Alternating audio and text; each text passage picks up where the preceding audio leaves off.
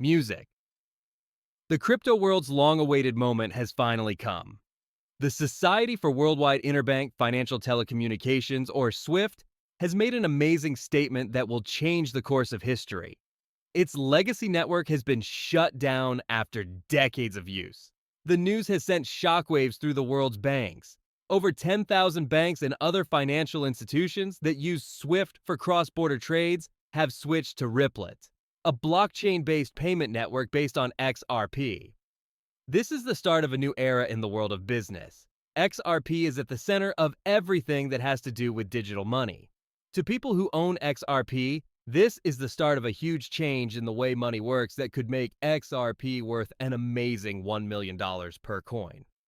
SWIFT was the most important thing in foreign banking for more than 50 years. Every cross-border deal, foreign payment, and transfer of institutional funds went through its old centralized messaging system. But as the banking world changed, SWIFT became less useful because it was slow, expensive, and full of mistakes. Banks had to wait days for payments, which cost them billions of dollars in fees and cash flow. The world's banking system needed a faster and smarter answer, and RippleNet was that answer. Ripple's autonomous blockchain-based infrastructure not only competed with SWIFT, it also took its place. So the change started out quietly. A small group of forward-thinking banks began testing Ripple's on-demand liquidity solution in the early 2020s. This solution uses XRP as a bridge currency to settle foreign payments instantly.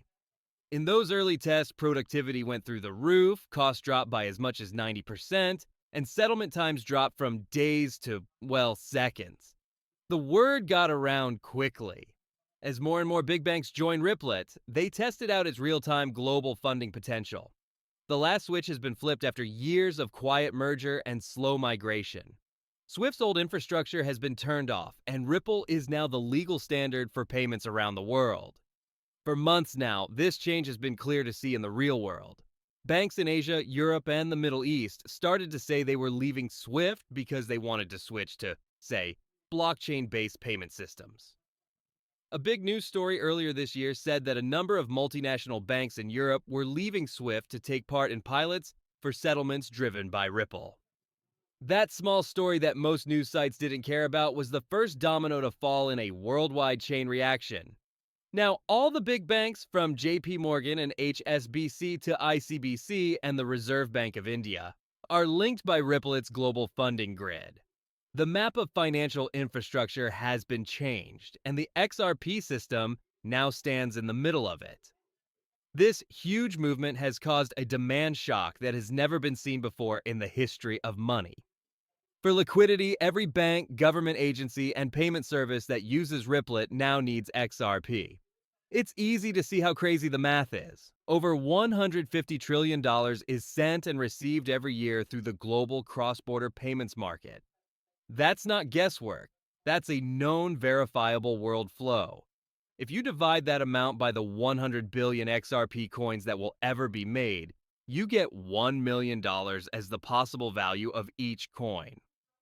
This isn't a wild guess about the moon. It makes sense for this to happen since XRP is meeting the entire global economy's funding needs. To really understand why XRP is perfect for this job, we need to look at the technology that RippleNet is based on. RippleNet sends real money between banks in real time, unlike other systems that only send messages. When, say, a bank in Brazil sends money to a business in Japan, XRP works as a bridge that instantly changes reals to XRP and then XRP to yen.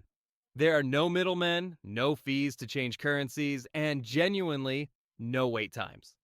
It's the first time in history that money moves as quickly as thought. Now that SWIFT is gone, there's no other way. The whole world now rides on Ripple's tracks. It's hard to believe how much this change has affected so many people. Now, there are no problems with international trade. Emerging economies that used to be stuck because of slow correspondent banking networks can now get cash right away. Money transfers are free and don't go through brokers who take huge commissions. Imagine a world where debts can be forgiven by governments, where companies can send billions of dollars, and where people can quickly send money across borders. All of them run on XRP. It's not just a new piece of technology, people. It changes everything about how the world economy works. In this new world, it's impossible to imagine how the price of XRP will change. A lack of cash is caused by demand from more than 10,000 banks. This amount of XRP is set, and a lot of it is locked up in escrow or institutional custody. The need for XRP's liquidity grows as the number of transactions on the network increases. Economists and experts who are trying to figure out how this happened have called it the worst supply shock ever.